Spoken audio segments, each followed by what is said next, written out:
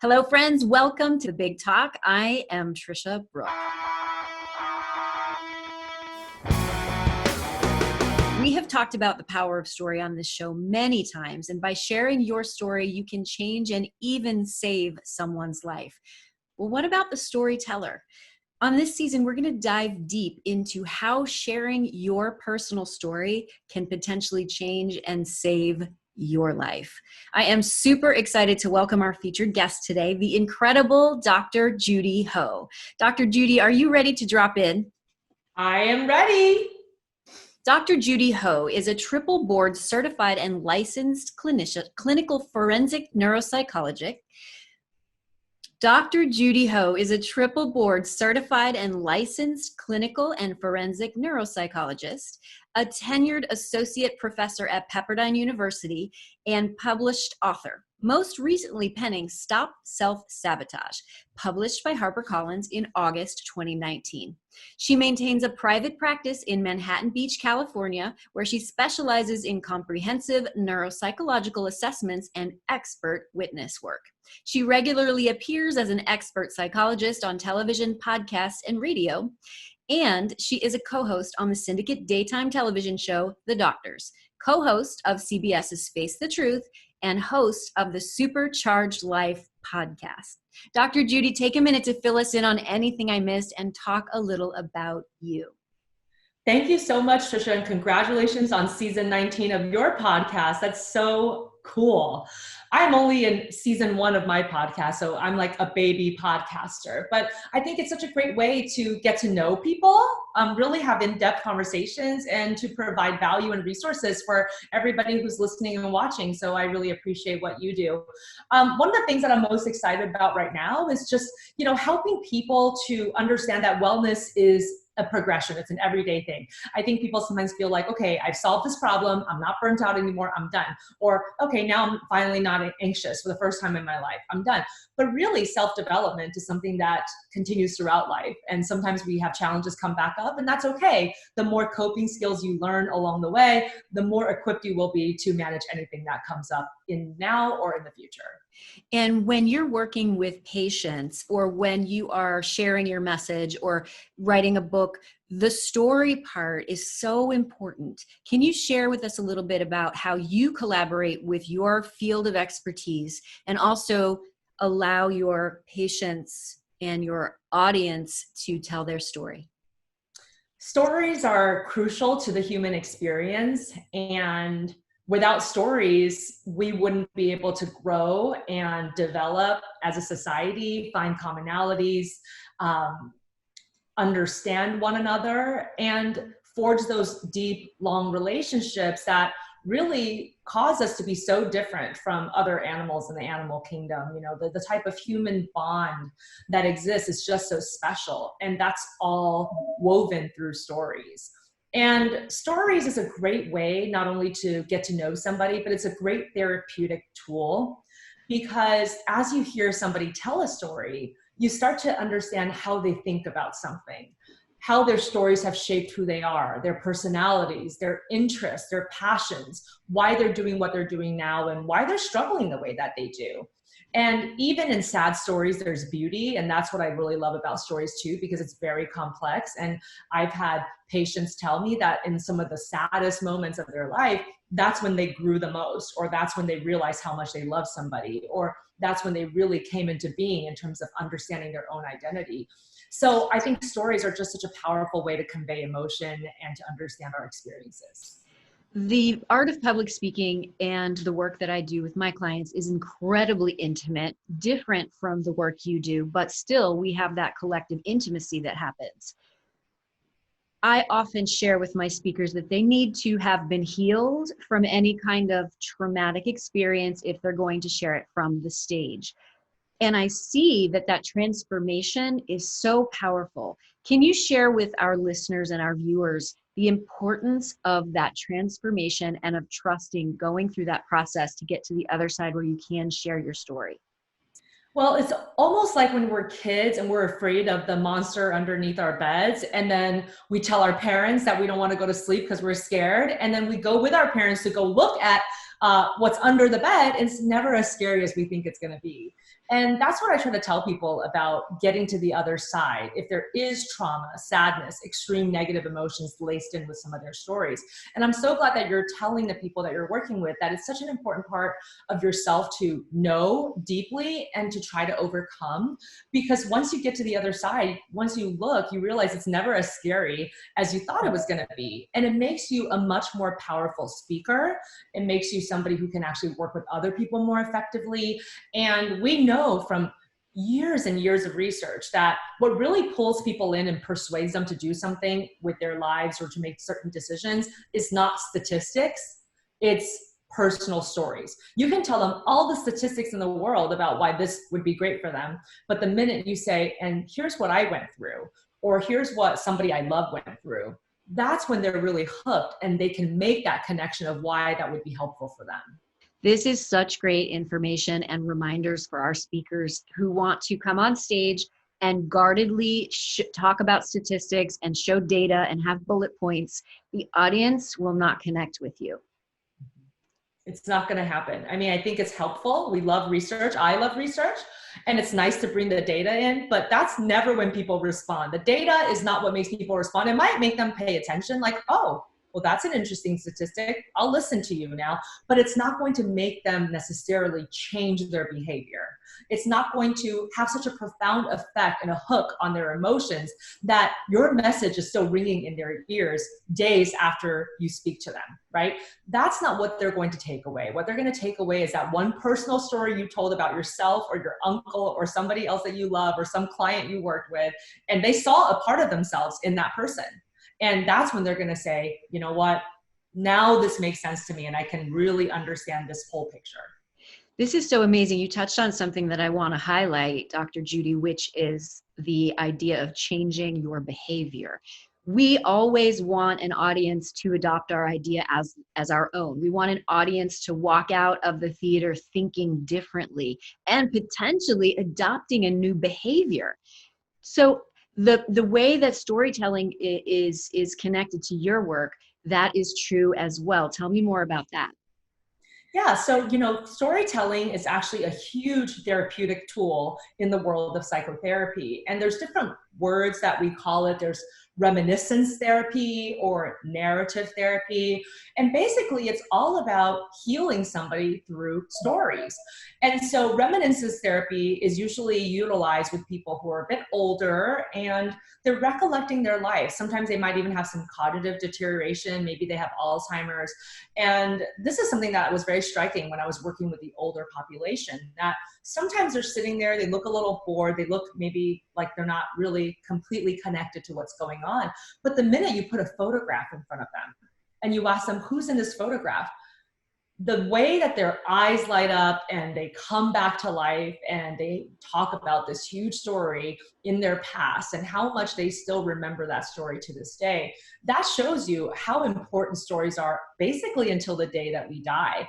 And so it's a great therapeutic tool for people who have hard time opening up, who have a difficult time making sense of their present moment because it's a stressful present moment. Giving them the power to tell the stories of the past or even think about stories that potentially could happen in the future can be so therapeutic because they can process their feelings as they're telling the story. And it feels like a safer way to go there as opposed to directly going to them and saying, you need to work on this behavior. You let them talk about it and you get taken along in the journey. And it's a really important rapport building tool, and it makes you feel like you can trust one another. And that's so important in the therapeutic process. That's incredible. I love this idea too of narratives changing the past or narratives allowing you to move beyond your past. Talk a little bit about that.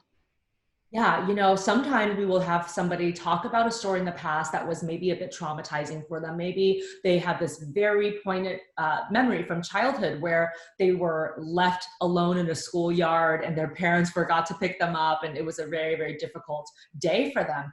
And we go back and we say, what if you could imagine that that memory was somehow different, that instead of waiting for your parents to come take care of you and soothe you, that the adult version of you could go give the child version of you a hug and tell the child version that everything will be okay.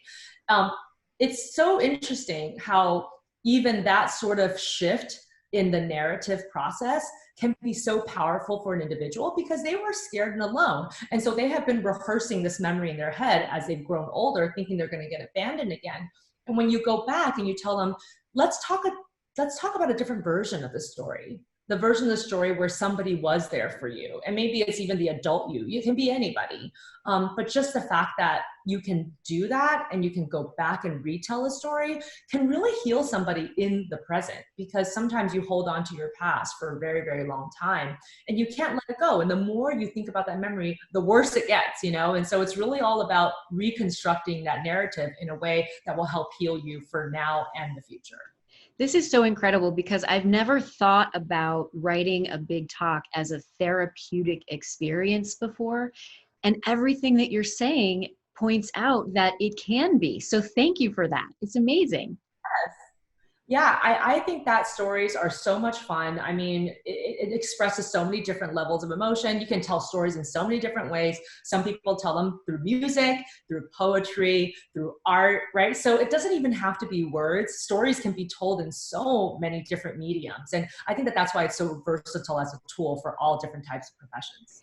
Completely universal. Let's shift gears here a little bit. I want to share with you that many speakers wander around their apartments, their homes, aimlessly doing anything they can besides rehearsing or besides writing their big talk.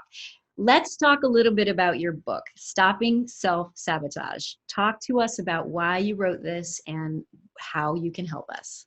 Well, speaking of universality, self-sabotage is universal too. It's a universal phenomenon, so we shouldn't be ashamed of it. It's basically baked in to our human essence. And because self-sabotage comes from a place of evolutionary roots. And what I mean by that is all human beings have two primary drives: attain rewards and avoid threat. And if we can keep those things in balance, we keep moving forward, we thrive, we survive as individuals and as a species. Unfortunately, sometimes because of our maybe personality traits or past experiences or other types of hangups, or maybe even things like imposter syndrome, we get more hung up on the avoiding threat piece. And so when we start to get a little bit afraid of the negative repercussions that could happen from taking on a big project, finally giving that big talk, finally starting your own company, if that fear starts to take hold more so than your dream of the rewards that it can offer you, that's when we start self-sabotaging. But it's not always conscious, because sometimes it happens more at a subconscious level, and these fears just grow over time. The more you don't confront your fears, the bigger they become. And then you start justifying why you're not doing certain things. The human mind is so complex and so interesting, because as you're doing certain things, it starts to feel unsettled because it knows it doesn't totally make sense. So it tries to make it make sense. And so that's why self-sabotage can be locked in for so long, because your mind has kind of told you a version of the story. Speaking about stories again, that makes sense to you. Like, oh, I'm not starting my business right now because it's just not the time. I've got a 3-year-old at home, and I'll do it when he goes to college, right? Totally makes sense when you tell somebody that. But also, we all know people who just, fought that fear anyway and found some way to at least get started in small steps, no matter how old their children were. We are currently in the middle of a global pandemic. What would you share with our audience and our listeners, with people who are stuck and are experiencing massive outward challenges and turning inward for self-sabotage? Well, I would say that you're not alone. Everybody's going through this right now. I really think that we are going to emerge from this pandemic with some semblance of a type of collective trauma, the way that many people felt after 9/11, because it's something that we're all going through in some way, shape, or form. And I think that it's okay that you feel stuck sometimes. Human beings are meant to be in motion. We're meant to be moving past things. We're meant to be more in control of our daily lives. And I think the pandemic is making people feel like control is being ripped out of their hands. And there's a lot of fear about your own health, your family's health, other people that you care about. And so all of these anxieties are likely to happen, at least in the temporary moment. But I think the most important thing to remember is to live by your values. The the real lesson here is that even when you're suffering, even when you're scared, even when you're stressed, if you can direct your energies and your activities of the day and your to-do list and your goals towards your values, the things that matter the most to you, the things that you want to stand for, then you're going to still keep moving forward despite fear. Sometimes when people are fearful or when they're stuck in a certain difficult place, they'll say, well, then I'll do that when I feel better.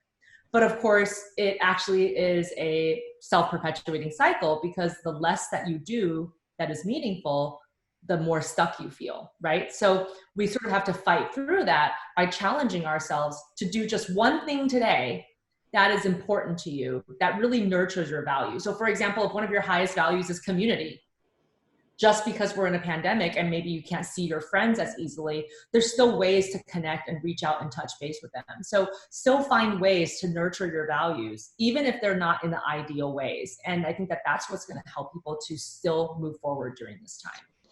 I love that, Dr. Judy. And I also share with my speakers that when you feel stuck or you're self-sabotaging or you're terrified of getting on the stage, going back to values, going back to the importance of why you're sharing the message, going back to the idea of you can change, potentially save one person's life, then they get out of their own way and they realize that it's bigger than them. Talk to our audience a little bit today, Dr. Judy, about understanding why your voice matters in this moment right now.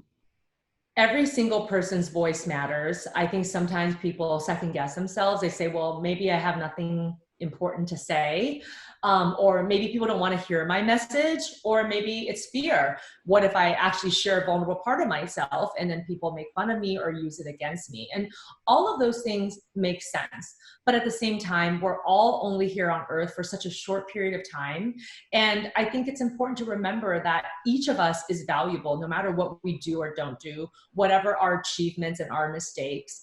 And that it's really through using your voice that connects you to other people and the bigger pieces of the world. So if you want to get out of that rut of feeling like I'm just sort of spinning a wheel and I'm not sure what I'm accomplishing and am I even making a difference, use your voice. And you can start in the home. Not everybody can give their big talk tomorrow or today, but you can start by using your voice in the home with your partner, with your family, teaching your children, teaching them how to be assertive and to speak up for what's right.